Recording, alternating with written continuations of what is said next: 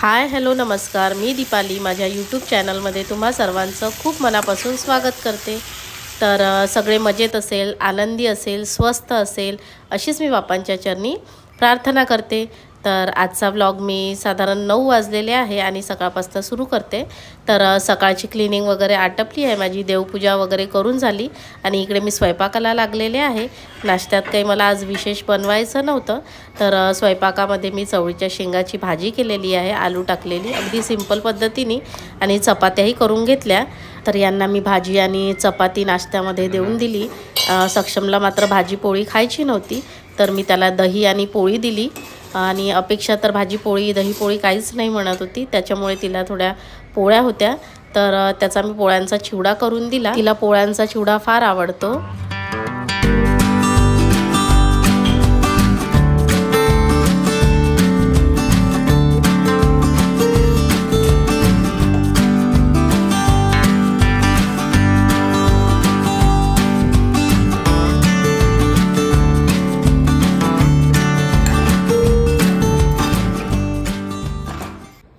तर मी रेडी झालेली आहे आणि थोडं काही कामानिमित्त बाहेर चाललेली आहे।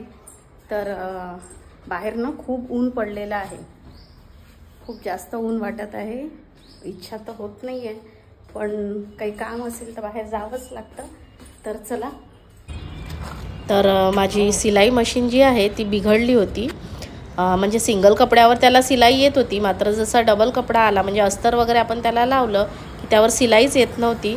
त्याच्यामुळे मला मशीन सुधरवायलाही टाकायची होती आणि यांनाही थोडं बाहेर काम होतं, म्हटलं यांच्यासोबतच मग जाऊन येते। कारण मशीन वगैरे खराब राहिली की घरातील छोटे मोठे काही कपडे असतात त्याला सिलाई वगैरे मारायची असते, तर ते तसेच पडलेले राहतात।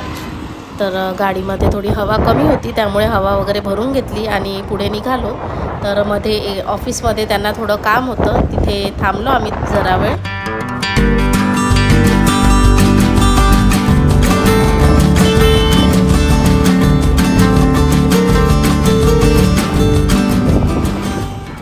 तर ऑफिसमधनं निघालो आम्ही आणि मग पुढे थोडं मार्केटला गेलो, कारण मला काही कामानिमित्त साडी घ्यायची होती।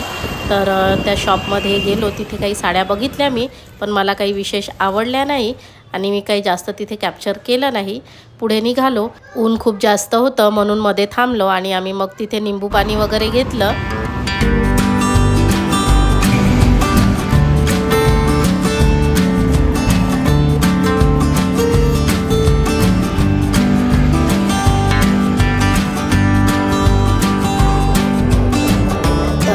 पाणी घेऊन निघालो आम्ही आणि त्याच्यानंतर मग मी सिलाई मशीन दुरुस्त करायला दुकानात टाकली। याआधी एकदा खराब झाली होती तेव्हा या दादांकडेच मी टाकली होती, तर छान केली होती त्यांनी आणि मग मी घरी परत आली। तर आता मी तुम्हाला संध्याकाळी भेटते आणि माझा संध्याकाळचा स्वयंपाक सुरू आहे। स्वयंपाकामध्ये मी चपात्या करून घेतल्या आणि इकडे कुकरला मी डाळ भाजी लावून घेतली होती पालकची आणि एकीकडे आता दूध गरम करायला ठेवलं, कारण मला ना शेवळ्यांची खीर करायची आहे। तर शेवळ्या मी काढून घेतल्या आणि त्या तुपावर छान मी लालसर भाजून घेणार आहे। तर तव्यावर पोळ्या झाल्या होत्या, तर त्याच्यामध्येच मग मी तूप टाकून घेतलं आणि सगळ्या शेवळ्या मी त्यावर छान लालसर सोनेरी रंगावर परतून घेतल्या।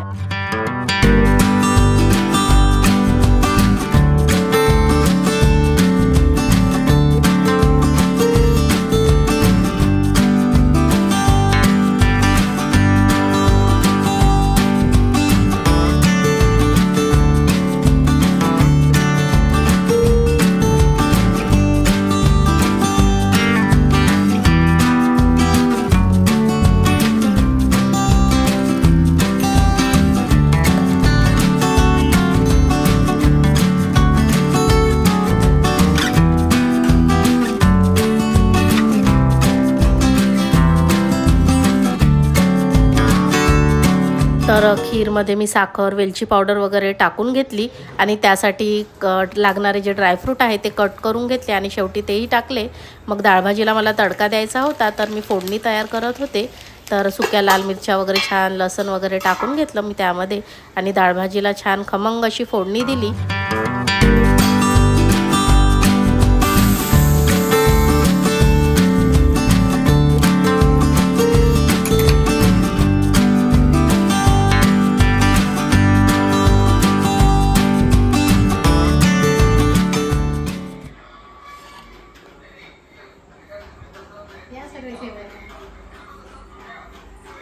तर जेवणं वगैरे झाल्यानंतर स्वयंपाकाची जेवणाची जी भांडी होती ती सगळी मी क्लीन करून घेतली आणि सोबतच मग गॅस ओटा देखील मी क्लीन करून घेतला।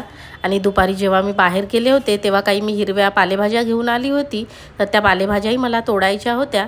तर मग रात्री सगळे कामं वगैरे आटपल्यानंतर मी त्या पालेभाज्या तोडायला घेतल्या, कारण त्या दुसऱ्या दिवसापर्यंत वगैरे ठेवल्या तर त्या चिमल्यासारख्याही होतात आणि मग त्या तोडायलाही जरा आपल्याला वेळच लागत असतो, त्यामुळे त्या पालेभाज्या मी तोडून घेतल्या।